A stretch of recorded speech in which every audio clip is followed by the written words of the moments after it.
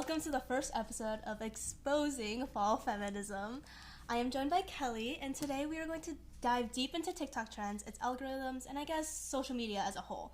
To start off, let me introduce my topic and argument. I focused heavily on the TikTok trend What I Eat in a Day, which generally follows creators cooking, snacking, eating, and going out to restaurants and more. What I found interesting with this trend is how it was received so differently by many commenters, users, and as such, my argument is that the trend itself is harmful because of the way social media works in perpetuating unhealthy standards of health and eating. So it is important for us to analyze the negative implications of the content published. First, let's talk ED, a deep topic, but I find necessary. Simply, EDs are mental health problems concerning an individual and their body type. This body dysmorphia is a mental health issue that causes individuals to perceive themselves differently than how others might perceive themselves, or them. I bring this up because while many EDs seem the same symptom-wise, mentality plays an important part in diagnosing. In a case study done by Milligan and Middleman, the doctors followed an 18-year-old girl who suffered from weight loss and depression. She was admitted to a refeeding center in order to gain weight, and the doctors were trying to find a diagnosing difference between anorexia nervosa and avoidant restrictive food intake disorder. And the difference was the patient's mentality. So according to the American Psychiatric Association diagnostic criteria, avoidant restrictive food intake disorder differs from anorexia nervosa because a patient may not feel a change in their bodily construct in weight gain or loss, while a patient who suffers from anorexia nervosa has negative self-esteem patterns regarding their body type and weight. So I wondered if slight differences in mentality regarding diagnoses, if mentalities and perspectives pose an issue in social media. So some of the comments of the TikToks that I watched were very contradicting almost every other comment. For example, on one TikTok, both these comments were seen. Oats with like a drop of almond milk, 3 chalk chips, a yogurt and broccoli, and then a small ice cream. Seriously, I doubt this is even 800 calories. And I need to eat like her are contradicting. On another, this is so healthy for you. And fast food and sugar is too normalized these days. And at least you're eating full almonds and not half almonds. The difference in interpretation invites for possible misinterpretation of the content, which could lead to EDs rather than the disordered eating habits. I also discussed the idea of who gets an ED and who gets to recover from one. Essentially, I noticed how many commenters on TikTok seem to lean towards a more well-off social economic standing, which would talk about how unrealistic or how hard it is to eat and live as such content. One comment is, "I'm too poor for that. I get McDonald's." Kind of shows that mentality.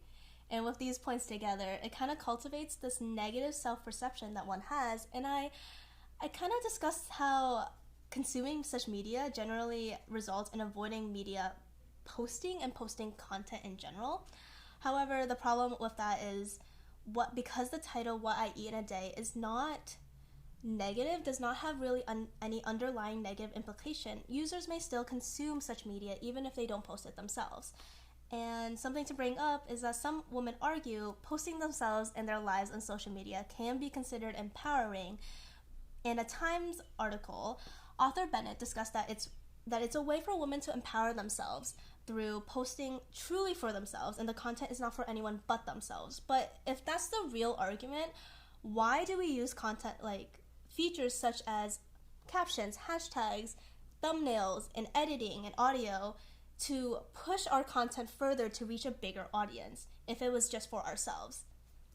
With those features, it kind of brings in this idea of TikTok's algorithm, and we kind of notice how those details and those content we use is used in algorithms for TikTok, and it continues to push content and media even if we don't think it's necessarily healthy or we enjoy it. The TikTok algorithm continues to push it even if we say we're not interested.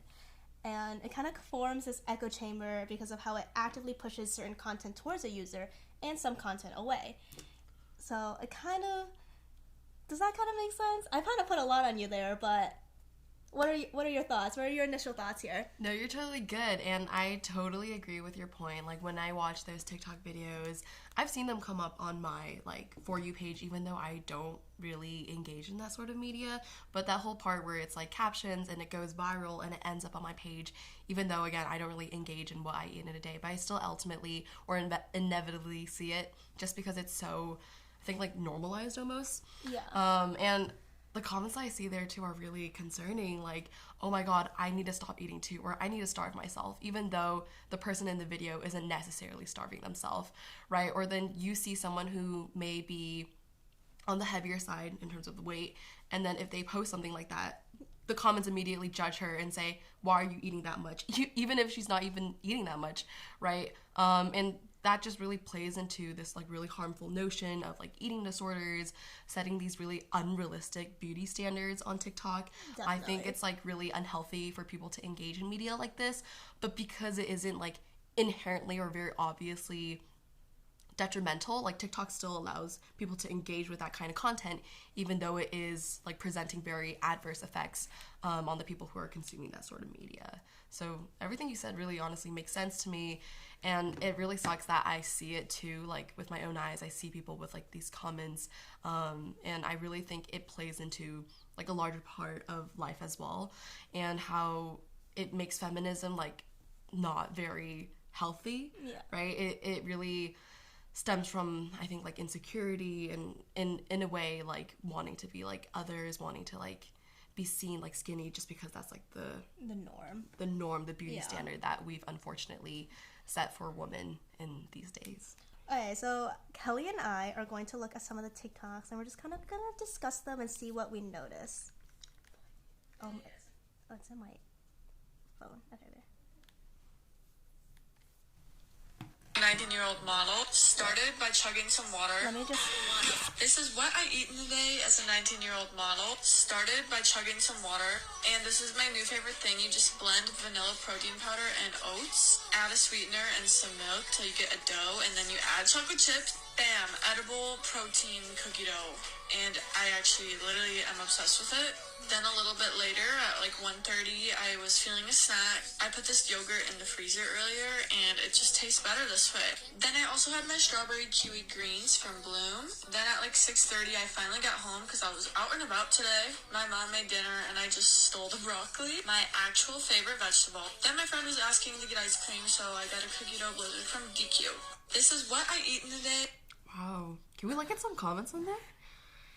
So I don't think they're gonna be seen, but top comment, that protein cookie dough looks so good. My mom does Arbonne? What is Arbonne? I think it's like the brand, probably. Their products are amazing.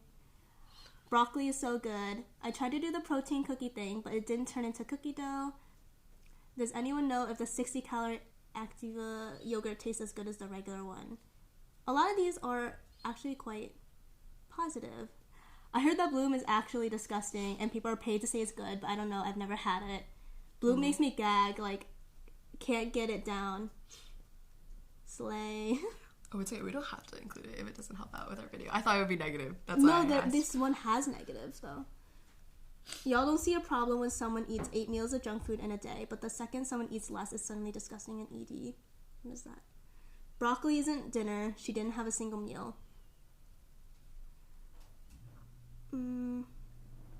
Wow. Yeah. You're in a huge amount of denial. This is like 800 calories. Sure, it's healthy, but it's not enough.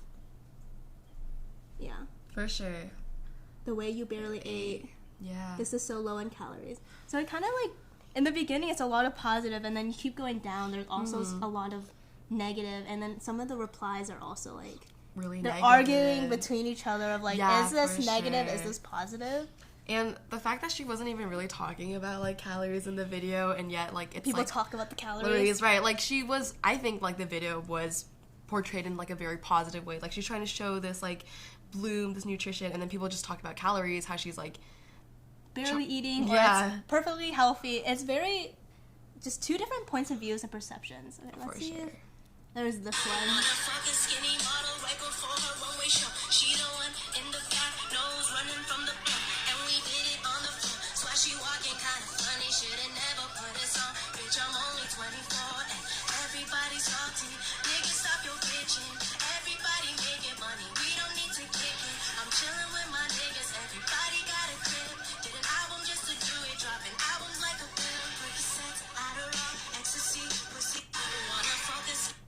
Comments. I breathe in a smell of a packet of chips and I bloat. The genetics I want. taller girlies can eat more and gain less weight. That's how bodies work, y'all. Oh, brother. So balanced. You take one bite of each or, and then she responds, you're funny. Sure. Guys, she might exercise a lot, which I kind of feel is, how do you describe it? It's negative, but it's not at the same time. It's like, oh, backhanded. Yeah, it's backhanded. For sure. Yeah, definitely a lot of, I think, toxicity and I also, in the comment section. Like, this part where, like, she's going out to eat, I talked about it in my argument of, like, that is something on the table. It's not really realistic, if that makes sense. Like, for sure. You can't really... Not everyone can go out to eat at a restaurant that has portion sizes that little, or, like, protein or things like that. It's not realistic to put on social media. Oh, yeah, here's the comment. I'm too poor for that. I get McDonald's. Yeah, totally. Yeah. So it's both positive and negative. And also it implies, like, a lot of comments about working out. It's like, oh, she must work out a lot, guys. Very backhanded. And yeah, for sure. So after we discussed and looked at some examples, do you have any takeaways or anything that really stuck out to you? For sure. I definitely noticed, like, the trend that you talked about being, like, eating disorders and TikTok was definitely really prevalent. And I see this trend again in, like, Instagram Reels, right, TikTok, YouTube Shorts. It's, like, really prevalent in other forms of media as well, I think especially social media. And again, it's really unhealthy. It promotes, like, this sense of toxicity in media, even though the original video didn't even, I think, mean to do that. And it just feels very anti-feminist to me. It doesn't really promote a very healthy feminist perspective, in my opinion. And that's why I kind of, like, talk about the implications. It's like, obviously, some of those TikToks are just meant to be like, hey, guys, this is what I eat. Look how cute, fun, and, like, it's such good food. Right. And then everyone just, like, takes it and runs with it because of their, like, different perspectives. And it becomes, like, inherently anti-feminist because we're using, like, our own, like, misogyny, and we're like, oh, she must work out a lot. Oh, guys, like, this is more than 800 calories. She's fine. Or it's like, she's eating only 800 calories. It's just such differing, like, perspectives and reactions. For sure. Yeah. Okay. Great. Thank you for tuning in to episode 1. Yeah, hope to see you guys next week.